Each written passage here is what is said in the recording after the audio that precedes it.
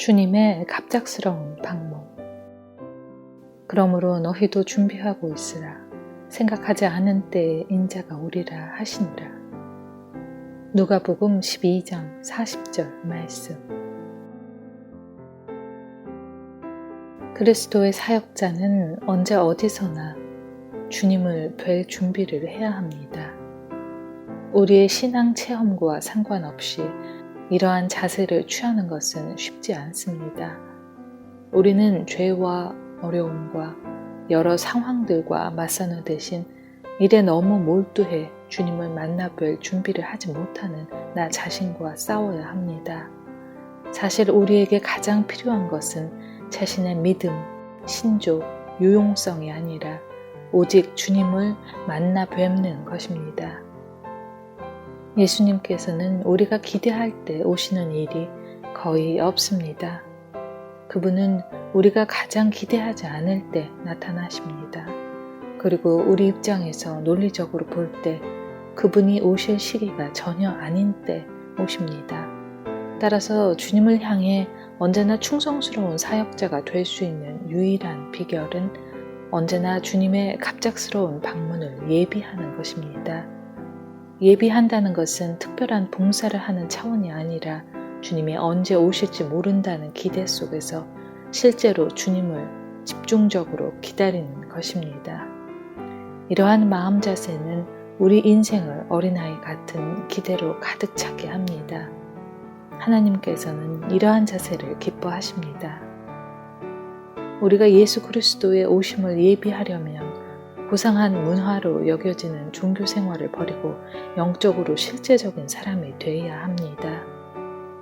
만일 당신이 유행을 따르는 종교의 부름을 피하면서 예수님을 바라보고 당신의 마음을 오직 주님께서 원하시는 데 두고 그분을 따라 생각한다면 당신은 비현실적이요 꿈만 꾸는 자라고 조롱을 받게 될 것입니다. 그러나 분주하고 바쁜 어느 날 주님이 나타나실 때 당신만이 준비되어 있는 유일한 사람이 될 것입니다. 아무도 믿지 마십시오. 심지어 이 땅에서 존재했던 아주 고상한 성인마저 만일 그가 당신이 예수님을 바라보는 것을 방해한다면 그를 무시하십시오.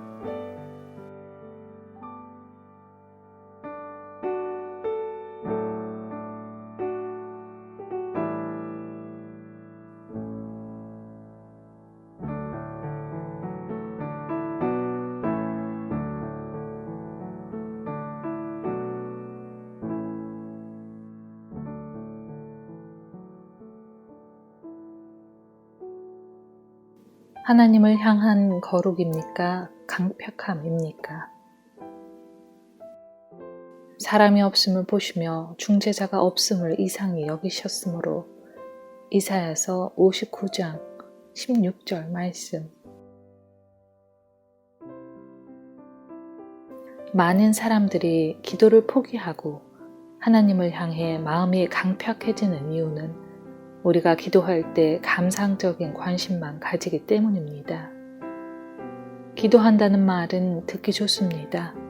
기도에 관한 책들을 읽어보면 기도가 얼마나 유익한지를 알려줍니다. 기도할 때 우리 마음이 평강을 누리며 우리 영혼이 높은 곳으로 들려진다고 합니다. 그러나 이사야는 하나님께서 그러한 잘못된 기도의 개념에 놀라시는 것처럼 암시합니다. 경배하는 마음과 중보기도는 병행돼야 합니다. 둘 중 하나가 없으면 불가능합니다. 중보기도는 우리 자신을 붙들어 기도의 대상을 향한 그리스도의 마음을 취하는 것입니다. 우리는 너무나 자주 기도 가운데 하나님을 경배하는 마음을 갖기보다 기도 응답이 어떻게 돼야 하는지의 논리를 펴나갑니다. 당신은 기도를 통해 하나님을 경배합니까? 하나님과 논쟁합니까? 저는 주께서 이 일을 어떻게 하실지 모르겠습니다. 이렇게 말하는 것은 하나님을 경배하고 있지 않다는 분명한 증거입니다. 하나님을 뵙지 못하면 우리의 마음은 강팍해지고 고집이 세집니다. 자신의 간청들을 하나님의 보좌 앞에 던져두고 우리가 원하는 것을 그분이 하셔야 한다고 명령을 내립니다. 이러한 기도 자세는 하나님을 예배하는 것이 아니고 그리스도의 마음을 가지려고 구하는 것도 아닙니다.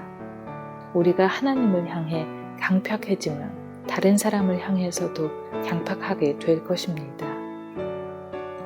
기도하는 대상을 향해 그리스도께서 어떤 마음을 가지셨는지 그 마음을 갖고 싶어 주님께 예배하는 마음으로 매달립니까?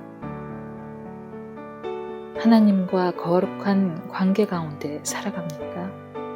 아니면 마음이 굳고 고집을 부립니까? 마땅한 중재자가 없음이라 당신 자신이 중재자가 되십시오. 하나님을 예배하며 그분과 거룩한 관계 속에서 사는 사람이 되십시오. 실제로 중보기도의 사역을 시작하십시오. 중보기도의 사역은 당신의 모든 힘을 필요로 합니다. 그러나 그것은 함정이 없는 사역입니다.